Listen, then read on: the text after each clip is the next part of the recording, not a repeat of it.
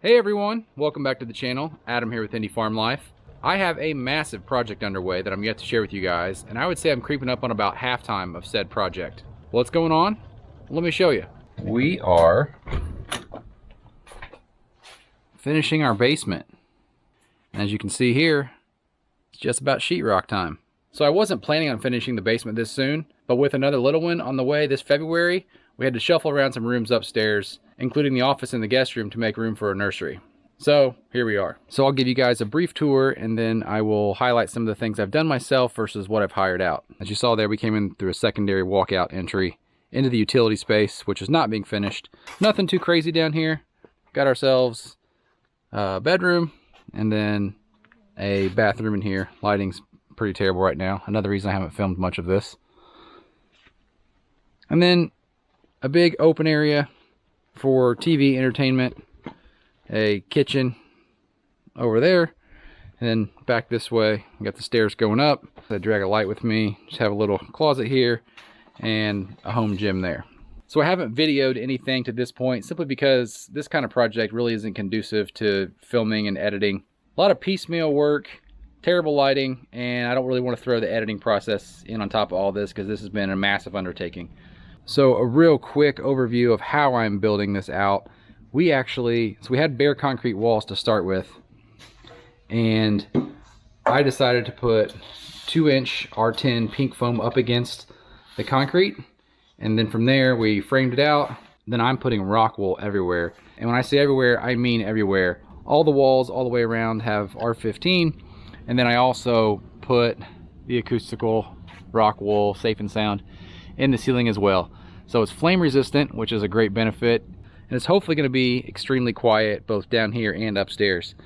We're also putting resilient channel on the ceiling to decouple the sheetrock from the ceiling to further aid in transmitting sound from one floor to the next. But yeah, started with gluing the foam to the wall, framed it out, added the insulation. I had to do an immense amount of bulkheading because of all the ductwork we have throughout the house, both here and then over in the kitchen area. I've shot well north of 6,000 nails so far. So if you guys have ever wondered if these cordless nailers are worth it, they are. Like I said, 6,000 plus nails with this thing. I'll probably do a long form video review on it at some point, but that thing right there has been invaluable. Having been the general contractor for my house and this build, I want to share with you a few tips if you guys are building something yourself, whether it's finishing a basement or building a home from scratch. But just a few things I've learned throughout the process that make life a little bit easier. While the walls are open, you have the opportunity, add blocking. Now this is some old lumber, so it's really difficult to almost see against the rock wool, but add blocking to support a television or any other thing you have. So this is for a TV. You can see over there in the corner in the home gym, more blocking for a television. I did the same thing there in the guest bedroom, and then in the bathrooms as well. You want to do that for towel rings, towel bars, toilet paper holders, etc. And now that I'm thinking about it, I probably should put some blocking up above that window to the left and right for curtains. The second item I would advise you to do is, where you have the ability to do so, add soundproof insulation. That bedroom back there especially, it almost feels like a studio when you walk in there. It's just very silent. Really excited to see how it turns out once we have drywall. Also at this stage, take lots of pictures and videos. Make note of where all your outlets are, all your can lights. Your drywall guys can easily cover these things up, and if you have documentation of where they are, you'll know where things need to be cut out. Run data cables anywhere you can. So we got Ethernet here behind the TV. We have Ethernet down here where the AV deck is going to live. Same with the bedroom and in the home gym. Also, whole home audio. I'll do another video about this at some point. Another easy thing to do. An AV receiver is going to live right here, and these are the wires that will be coming out of the receiver. They then feed, at least a couple of them, to right here, and we've got speaker wire, so this would be 4 speakers up throughout the ceiling and other places in the build. And again, this goes back to what I was saying about pictures and videos. You'll want to take pictures and videos and annotate where all of your cutouts are going to be. So you can see some loose wire right here. This is going to be a can light that's cut in after the fact because we don't have enough room for an actual housing up there. So we've got I have pictures and measurements and all kinds of documentation so that electrician and I can come back and cut out those can lights. Here's another good one. Before you get to sheetrock, take some spray paint and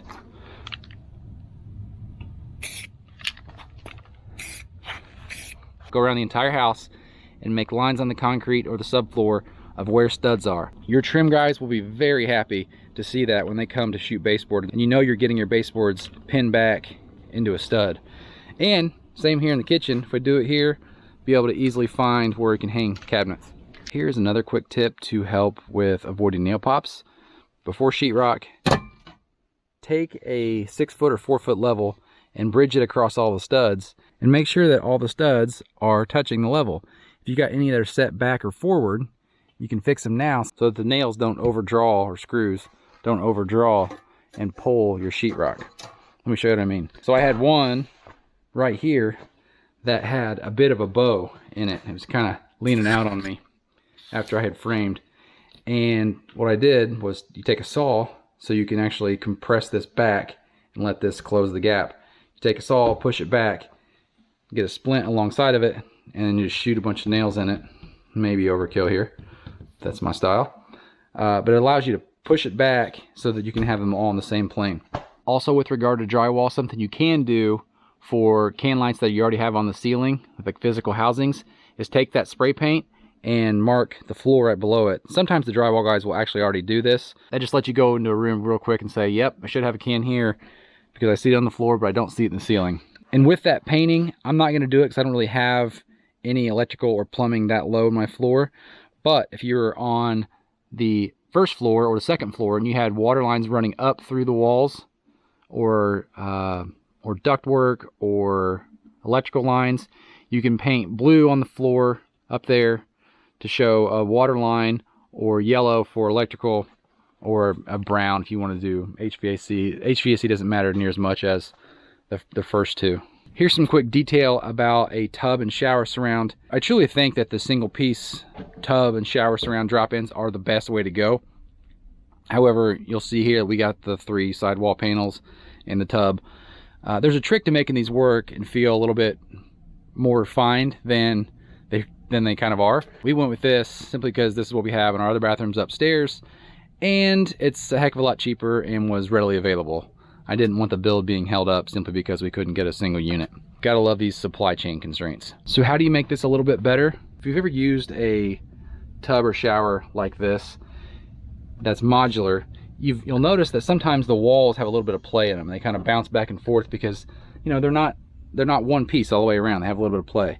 You'll notice that mine do not, and I will show you why. I'm pressing on a stud right there, but generally it's a lot tighter than you would expect. The reason is because I spray foam between the studs and the wall panels. Now I do this everywhere there's a stud. See some more there. I may have to pull some of my insulation, but I'll show you guys.